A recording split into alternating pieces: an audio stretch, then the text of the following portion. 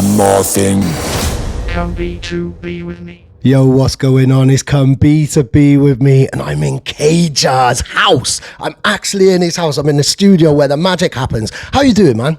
I am excellent, and honestly, it's great to have you here, mate. Oh, God. Great to have you. Yeah, it's great to be here. This is amazing. This is the first time I've actually done it. When I come up with this idea, I thought I'd be spending a lot of time in people's record rooms and stuff like that.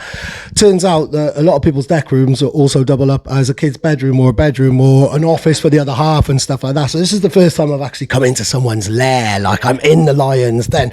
Do you do many B2Bs and stuff?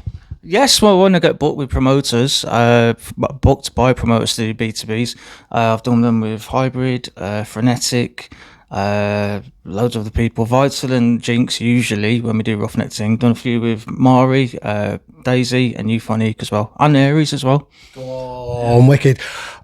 What do you like most about B2Bs, and have you had any B2B nightmares?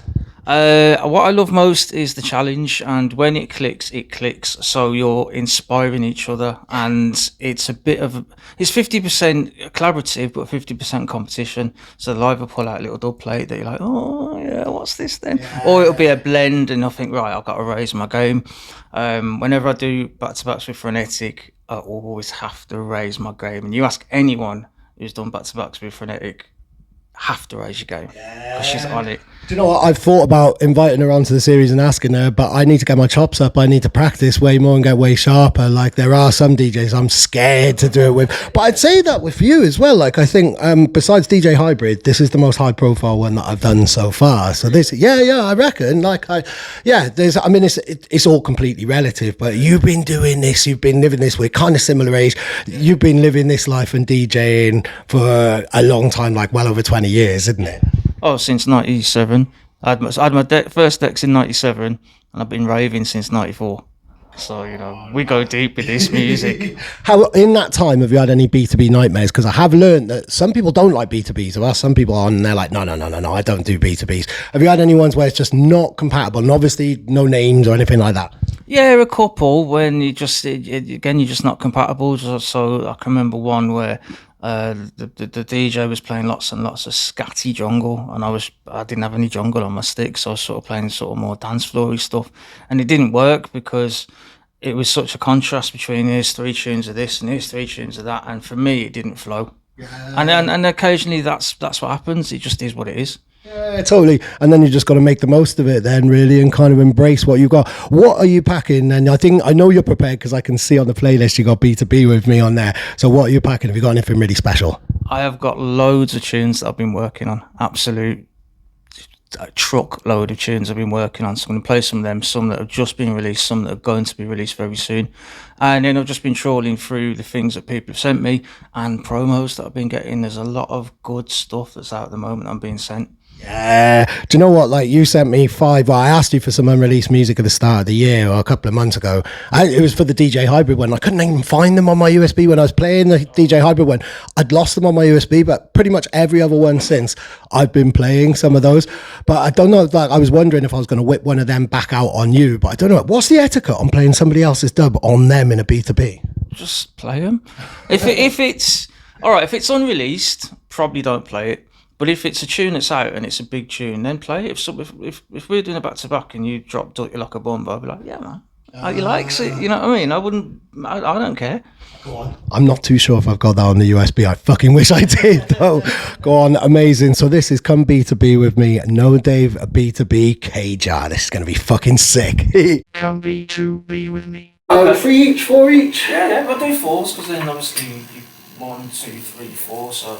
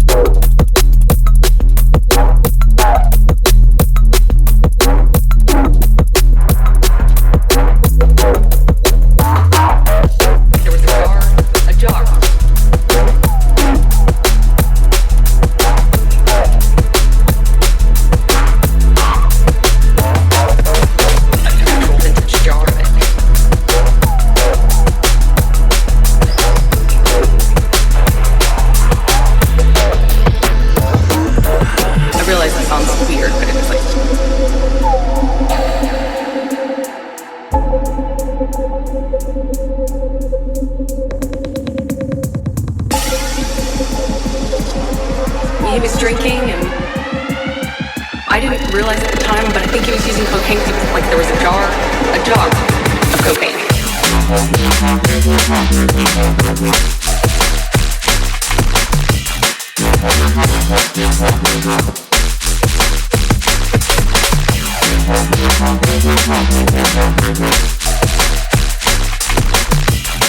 He was drinking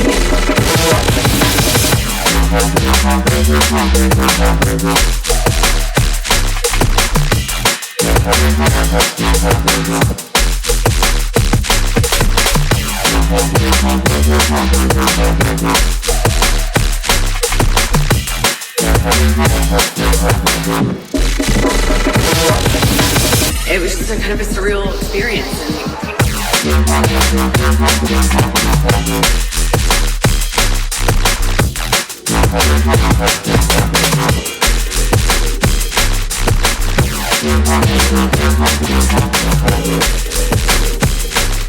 My dog stepped on a bee. Everyone was just having a good time.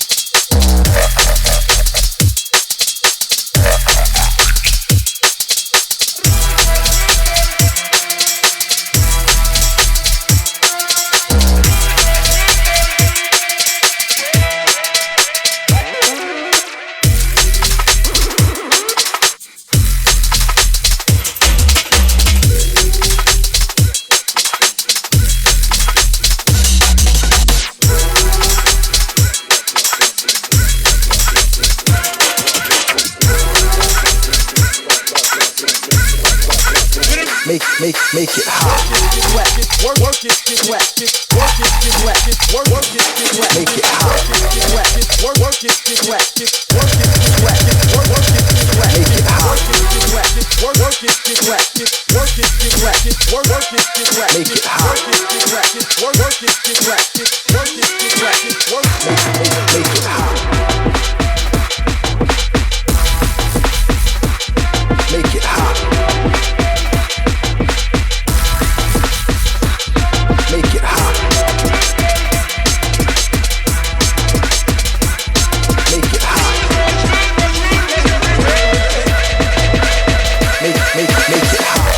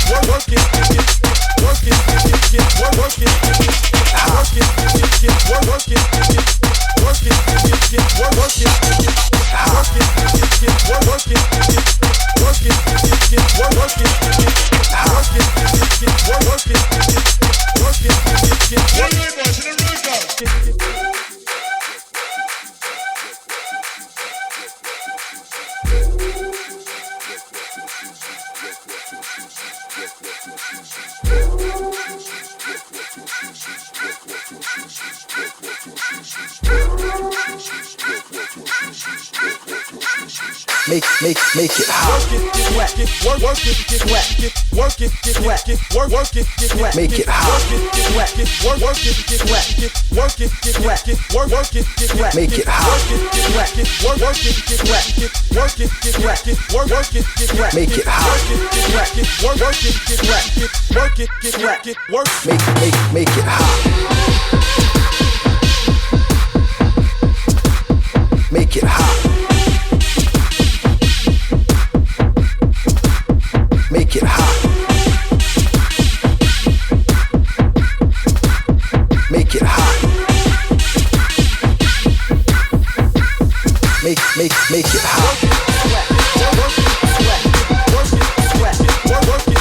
Make it hot.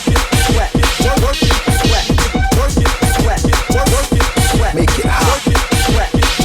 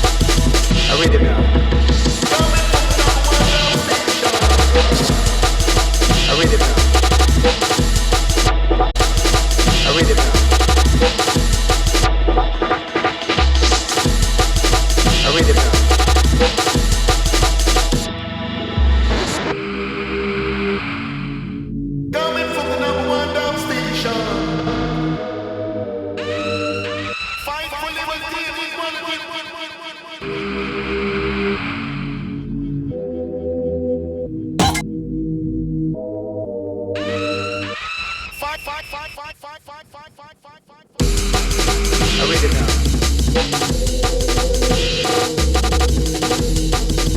read it now. I read it now. I read it now.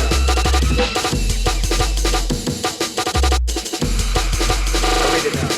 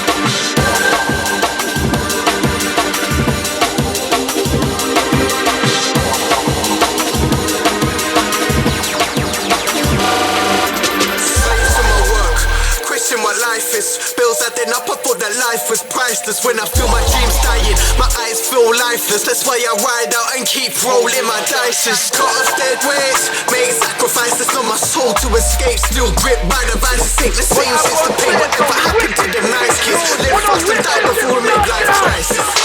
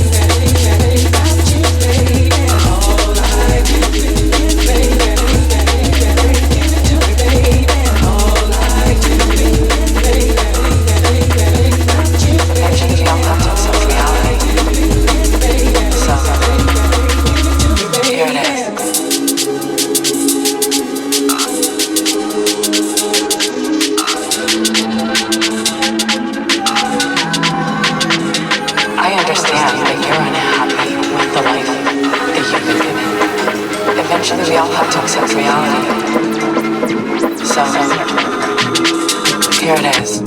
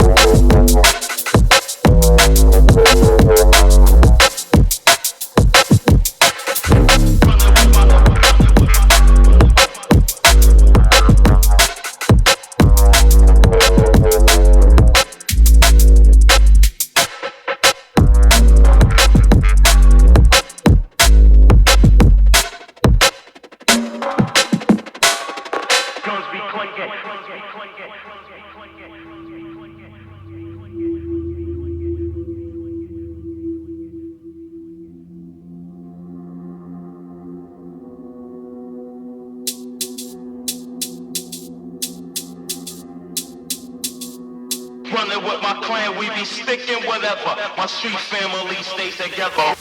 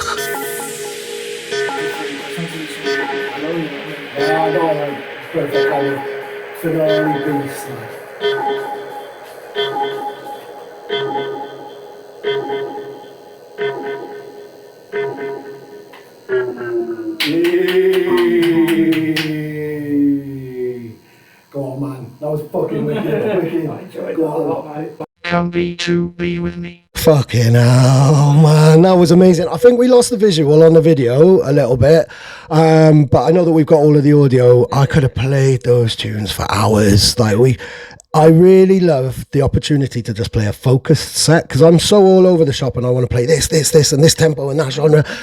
Playing that, we just stuck with like proper drum and bass and jungle. No cheese, no scatty jump up.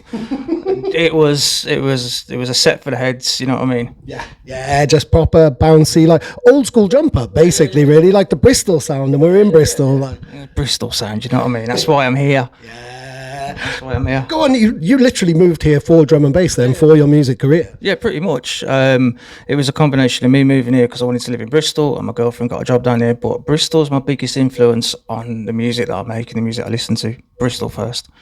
Yeah, definitely. I actually thought before I met you and before I interviewed you first for UKF years ago, I actually thought you were from Bristol. It really surprised me when you had a Brummie accent.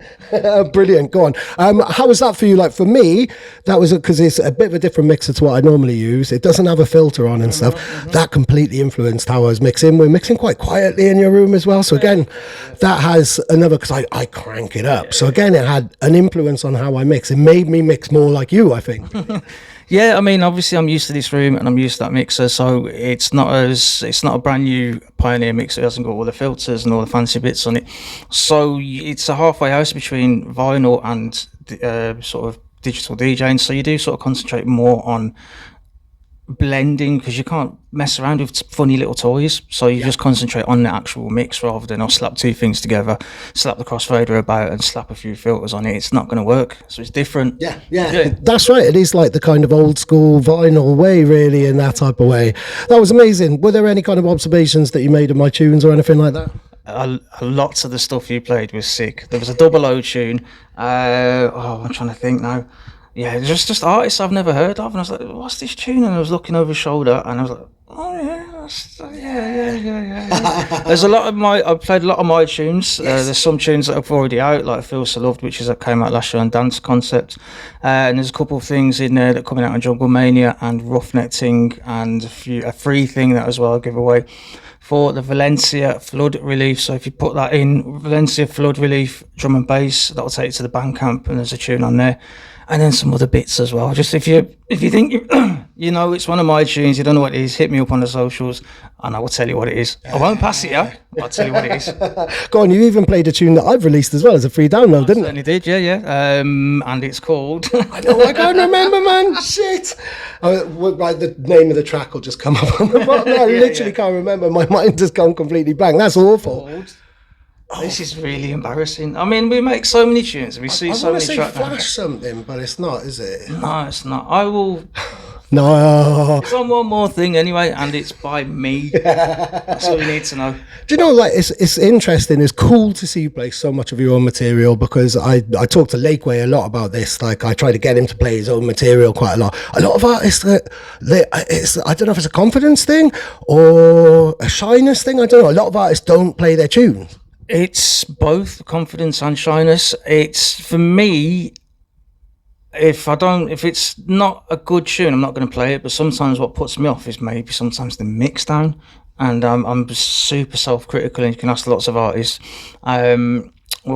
Sometimes we test tunes out. So we made a tune in the studio and we test it out in the system, and people might be loving the tune, but they're going, "Oh, that bass needs compressing more, the hi-hat's a bit too loud," just nerdy stuff like that. But it's one of the reasons why sometimes we don't play all our own tunes. Yeah, and it's also one of the reasons why drum and bass, when it's fucking brilliant, is one of the best genres ever, because of that real nerdy attention to detail, isn't it? Yeah, completely. We're just all nerds at the end of the day. Yeah, brilliant. If you think you're nerdy enough to join me on Come B2B with me, then hit me up. This has been absolutely amazing. This has been KJAH. I've been NoDave. You've been watching Come B2B with me. See you soon. Peace. Oh, go on. Come B2B with me.